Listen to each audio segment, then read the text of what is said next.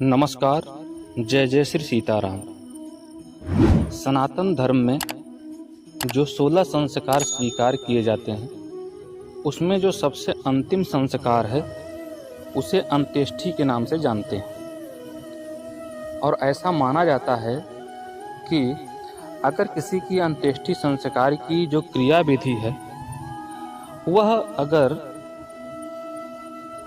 सही रीति रिवाज एवं सही विधान से किया जाए तो व्यक्ति को प्रेत योनि में भटकना नहीं पड़ता है।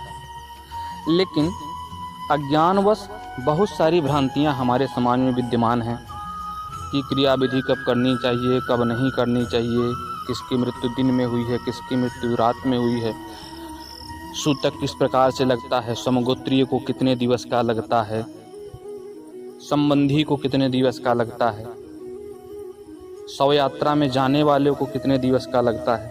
ऐसे बहुत सारे जो विषय हैं जो हमेशा मन में संदेह उत्पन्न करते रहते हैं और इसको लेकर एक मत लोग नहीं बन पाते हैं। उसका मुख्य कारण जो है कि ग्रंथों का अवलोकन नहीं किया जाता है। ऐसे ही एक भ्रांति है कि अगर किसी व्यक्ति की मृत्यु हो गई है तो उसका संस्कार रात्रि में किया जाए या न किया जाए। अर्थात अगर हम दूसरे शब्दों में कहें तो क्या शवदाह करना रात्रि में शास्त्र सम्मत है कि नहीं है, तो जनश्रुति में ज़्यादातर पाया जाता है कि रात्रि काल में दाह संस्कार करना निषेध माना जाता है। इन्हीं प्रश्नों को कुछ धर्म ग्रंथों में खोजने का प्रयास किया गया, जिसमें हमने पाया है निर्णय सिंधु और धर्म सिंधु का अध्ययन करने पर कि रात्र में शवदाह नहीं किया जाना चाहिए, ऐसा कोई प्रमाण वहाँ पे नहीं मिलता है। अगर कोई कहता है कि अगर आप रात्रि में शवदाह करते हैं तो पाप के अधिकारी होंगे, ऐसा कुछ भी वहाँ पे प्राप्त नहीं होता है। बल्कि यह कहा गया है कि यदि आप शव का संस्कार समय पे नहीं करते हैं, चाहे वह रात्रि हो चाहे दिवस हो, तो आप दोष के भागी अवश्य बन जाते हैं और फिर एक प्रायश्चित करके ही दाह संस्कार कर सकते हैं। तो आइए हम जानते हैं कि धर्म सिंधु क्या कहता है। धर्म सिंधु तृतीय परिच्छेद उत्तरार्ध शवदाह निर्णय पृष्ठ संख्या 695 श्लोक आता है। दिने मृतौ दिवैवदाह रात्रि मृतस्य रात्रौ एव दिवा वा रात्रौ स्थितः शवः पर्युषित शवं पंचगव्येन स्नापयित्वा प्रजापत्यं त्रयं कृत्वा दहेत्।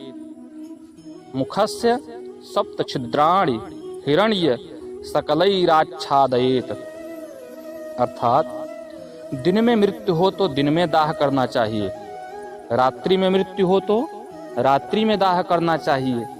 यदि शव को रख दिया जाता है तो पर्युषित अर्थात वह वासी हो जाता है और फिर प्रायश्चित स्वरूप पर्युषित शव को पंचगव्य से स्नान कराकर नाक, कान, आँख, मुंह में स्वर्ण रखकर दाह संस्कार करना चाहिए।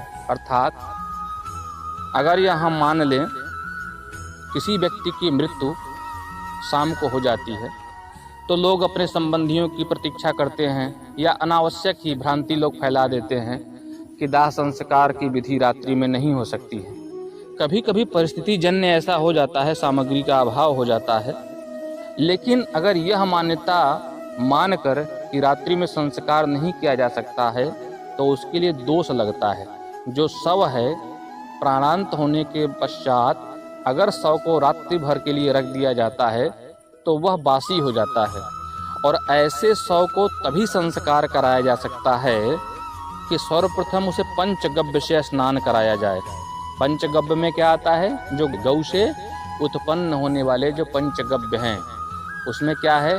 दूध, दही, घृत, गोमूत्र और गोबर, ये पांचों को मिलाकर पंचगव्य बनाकर पूरे शव को पहले स्नान कराया जाएगा।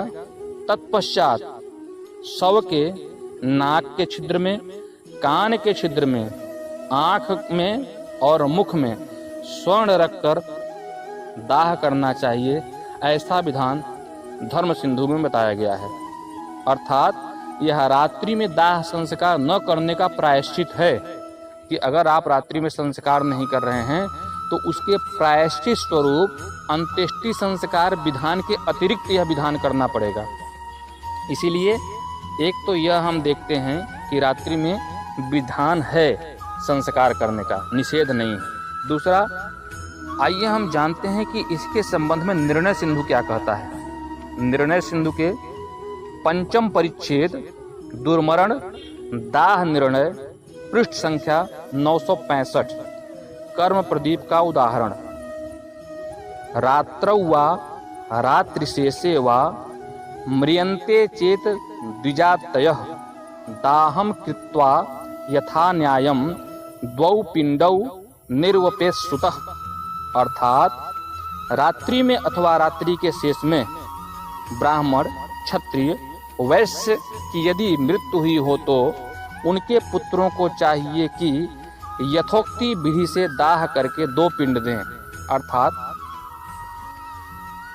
जो संस्कार की विधि है, जैसे मान लीजिए कि पंचपिंड दान का विधान है कि जब किसी का प्राणांत होता है शमशान भूमि तक के समय में 5 पिंड दान देने का विधान है, या जो भी लोग परंपरा के हिसाब से भी विधान लोग करते हैं उसमें 2 पिंड और जुड़ जाएंगे, तब जाके यह दोष मिटेगा अगर कोई व्यक्ति ऐसे संस्कार को करता है।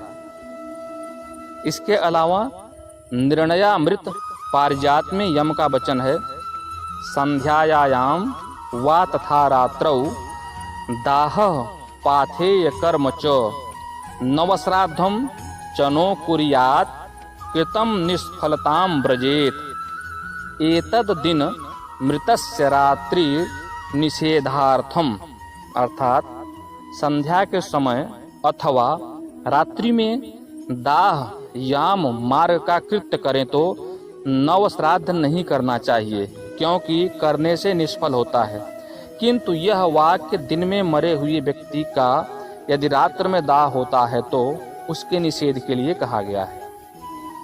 मतलब यदि संध्या के समय अर्थात जब दिन छुप रहा हो और रात्रि प्रवेश कर रही है, निशा के प्रवेश के समय अगर किसी का प्राणांत होता है तो जो संस्कार उसमें किया जाता है उसमें नवश्राद्ध का विधान नहीं करना चाहिए, क्योंकि उसको करने से और न करने से कोई विशेष उसका लाभ नहीं होता, वह निष्फल होता है। कोई विशेष लाभ उससे शव को या उस प्रेत को, उस जीव को प्राप्त नहीं होगा। यह व्यक्ति जो संध्या प्रवेश के समय की बात कर रहे हैं, अर्थात थोड़ा सा दिवस रह रहा है, संध्या का समय है, उसके लिए। इसके अलावा स्कंद पुराण का एक उदाहरण है, यदि रात्रौ दहे तस्य समाप्तिर्य दहनस्य तु परे हनि उदिते सूर्ये कार्या तस्योदक क्रिया दग्धस्य तु न वै कार्या जातु उदक क्रिया रात्रिमितस्य तु तत्रैव संज्ञके। आगे कहा गया है, रात्रौ दग्ध्वा तु पिंडांतम कृत्वा वपन वर्जितम वपनम नेष्यते रात्रौ स्वस्तनि वपनम क्रियेति वपनम तु प्रातः सर्वैः पुत्रैः कार्यम। अर्थात स्कंद पुराण में कहा है कि यदि रात्रि में दाह करें तो उस दाह की समाप्ति अगले दिन सूर्योदय के समय करनी चाहिए, और दाह किए हुए के लिए रात्रि में जलदान कदापि न करें। यह कथन निर्मूल है, क्योंकि रात्रि में जिसका मरण हुआ है उसके लिए वहाँ ही संग्रह के वाक्य के अनुसार यह कहा है कि रात्रि में मुंडन रहित दाह और पिंड करके अगले दिन मुंडन कराना चाहिए, अर्थात मुंडन प्रातः सब पुत्रों को कराना चाहिए। देखिए, लोकाचार में भी और शास्त्रीय विधान में भी आता है कि जब कोई मृतक हो जाता है तो जो भी दशग्रात क्रिया करने वाला व्यक्ति है, जिसको बोलते हैं दाग देने वाला व्यक्ति, ऐसे व्यक्ति को क्षौर कर्म करा के ही संस्कार करना चाहिए। लेकिन अगर रात्रि के समय किसी की मृत्यु हुई है और संस्कार किया जा रहा है रात्रि में, या दिन में भी मृत्यु हुई रात में संस्कार किया जा रहा है, तो उसमें मुंडन कराने के लिए निषेध बताया गया है। देखिए, ये बड़ी वैज्ञानिक पद्धति है, समझने वाली बात है। जब से हमारी संस्कृति हुई है तब से सबको यह ज्ञात है कि रात्रि में क्षौर कर्म कराना, मुंडन कर्म कराना यह सुलभ नहीं है, यह जनमानस के लिए इतना सुलभ नहीं है। यह दिवस में ही किए जाने वाले कार्य हैं, जो सूर्य के प्रकाश में करने वाले कार्य हैं। इसीलिए ही सिद्धांतों में निषेध दिया गया है, ताकि दशग्रात क्रिया करने वाला है उसको कोई क्षति न पहुंचे। इसीलिए सुबह मुंडन सबको कराना चाहिए। और जो तिलांजलि देने वाला कार्यक्रम है, जैसे दाह संस्कार करने के बाद फिर कुछ का एक स्थान बनाया जाता है जहाँ पे उस प्रेत के निवृत्त तिलांजलि परिवार कुटुंब जनों के द्वारा, समगोत्रियों के द्वारा स्नान करके सुबह दिया जाता है। तो वह कार्यक्रम दिवस में ही प्रारंभ होगा, रात्रि में प्रारंभ नहीं होगा। अर्थात अगर हम एक निर्णय पे पहुँचें तो रात्रि में दाह संस्कार का निषेध है ही नहीं कहीं पे भी। विशेषकर जो सनातन धर्म के क्रियाकलापों के संदर्भ में निर्णय देने वाले जो ग्रंथ हैं, निर्णय सिंधु और धर्म सिंधु, दोनों में प्राप्त नहीं होता है। दिन में मरे हुए व्यक्ति का दिन में तथा रात्रि में मरे हुए व्यक्ति का रात्रि में दाह संस्कार करना चाहिए या किया भी जा सकता है, इसमें कोई संदेह नहीं होना चाहिए। दिन में मरे हुए व्यक्ति का दाह संस्कार रात्रि में नहीं करना चाहिए। धर्म सिंधु के अनुसार प्रायश्चित के साथ उसका दाह संस्कार होगा। देखिए, अगर दिवस में कोई मृत्यु हुआ है तो उसका संस्कार रात्रि में हो सकता है, लेकिन वो प्रायश्चित कर्म के साथ हो सकता है। ऐसा नहीं है कि नहीं हो सकता है, मतलब निषेध नहीं है, कुछ विशेष विधान के साथ किया जा सकता है। जैसे पंचक में मृत्यु होने से पंचक शांति करा के संस्कार होता है, उसी प्रकार से किया जा सकता है। रात्रि में दाह संस्कार कर सकते हैं, पर तिलांजलि अगले दिन सूर्योदय के बाद ही होगी, रात्रि में मुंडन नहीं होगा। ये मैं अभी स्पष्ट किया हूँ कि जो भी संस्कार है आप उससे निवृत्त हो जाइए, दाह संस्कार की जो भी क्रिया है। और अगर गंगा यमुना त्रिवेणी के किनारे अगर संस्कार हो रहा है तो अस्थि विसर्जन भी हो जाता है, नहीं तो अस्थि संचन की क्रिया तो जो बाद में होती रहेगी। लेकिन जो तिलांजलि वाली प्रक्रिया है और क्षौर कर्म अर्थात मुंडन वाली प्रक्रिया है, वह अगले दिन सूर्योदय के बाद ही होगी।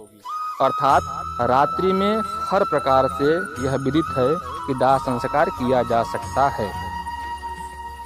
दिन में मृत्यु हुई तो रात्रि में दाह संस्कार का निषेध निर्णयामृत में किया गया है।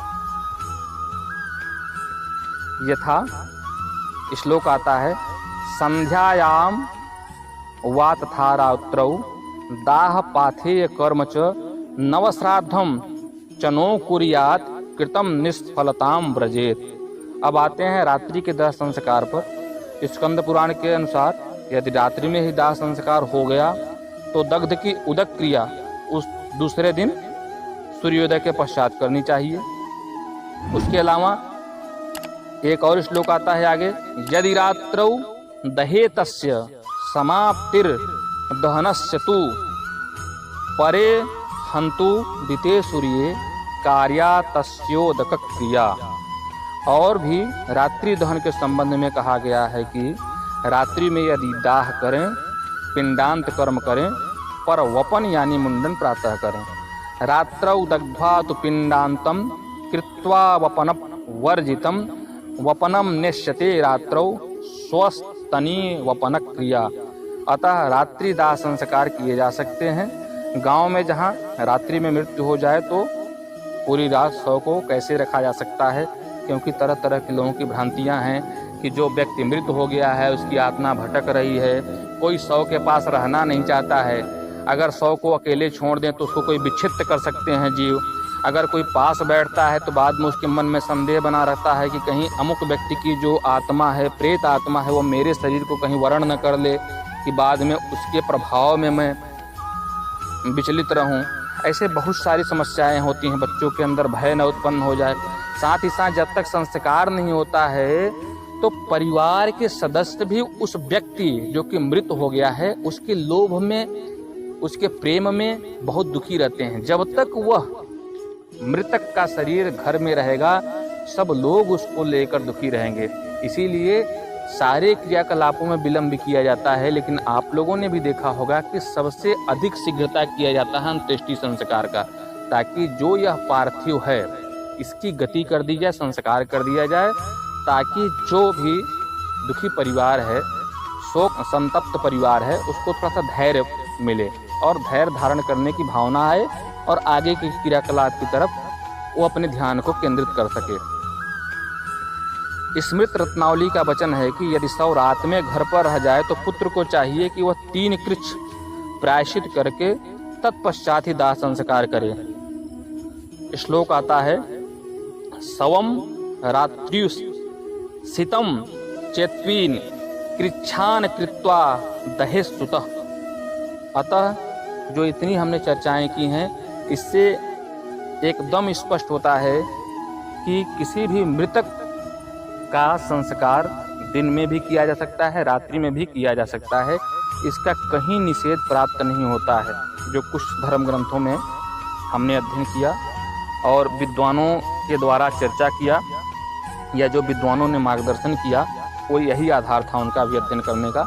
तो इस प्रकार से हम यह पाते हैं कि मृतक व्यक्ति का संस्कार रात्रि में भी किया जा सकता है, दिन में भी किया जा सकता है। जो कुछ विशेष विधान बता दिए गए हैं उसको ध्यान में रख के ही किया जाना चाहिए, ताकि जो भी संस्कार है उस संस्कार का सही परिणाम और सही फल उस मृतक को, उस प्रेत को प्राप्त हो, ताकि सटीकता के साथ किए गए कार्य के द्वारा उसकी अच्छी गति हो और सुलभता से प्रेतत्व की निवृत्ति प्राप्त हो, वह पितृ पंक्ति में प्रवेश प्राप्त कर सके और देवतुल्य जीवन उसका फिर से जो अगला जीवन है वह देवतुल्य बन सके। आशा है कि यह जानकारी आप लोगों को रोचक लगी होगी और जो शवदाह को लेकर रात्रि और दिन का एक संदेह आपके मन में बना होगा, उसको समझने में या उसके निवारण पाने में थोड़ी सरलता आपको हुई होगी। इसके अतिरिक्त एक वीडियो मैं और प्रेषित करूंगा आप लोगों के लिए, लाभ के लिए, कि बहुत सारा मन में संदेह रहता है कि किसी की मृत्यु हो जाए तो कितने दिन तक शौच रहता है, जना शौच क्या है, मरणा शौच क्या है, समगोत्री को कितने दिन, पुत्र को कितने दिन, शव यात्रा में जाने वाले को कितने दिन, मृतक के घर में भोजन पाने वाले को कितने दिन का सूतक लगता है। इसके संबंध में भी एक संक्षिप्त वीडियो बनाकर डालेंगे, ताकि जो मन में ये भ्रांतियाँ बनी रहती है कि मैं इनके संस्कार में सम्मिलित हो गया हूँ या मेरे समगोत्री हैं लेकिन मैं वहाँ उपस्थित नहीं हूँ, दूर हूँ, तो क्या उसका प्रभाव मेरे ऊपर रहेगा, तो कितने दिन तक मुझे उसके नियमों का अनुपालन करना चाहिए। इसके संबंध में एक मैं वीडियो बना के प्रेषित करूँगा। आशा है कि आप लाभान्वित होंगे। ऐसे ही हम सनातन धर्म के सभी संस्कारों के बारे में जो थोड़ी भ्रांतियाँ आ जाती हैं उसके संबंध में यथासंभव, यथाशक्ति, यथा ज्ञान जो मेरी है उसके हिसाब से प्रस्तुत करने का प्रयास करेंगे। इस वीडियो को अंत तक देखने के लिए आप सभी का धन्यवाद। जय जय श्री सीताराम।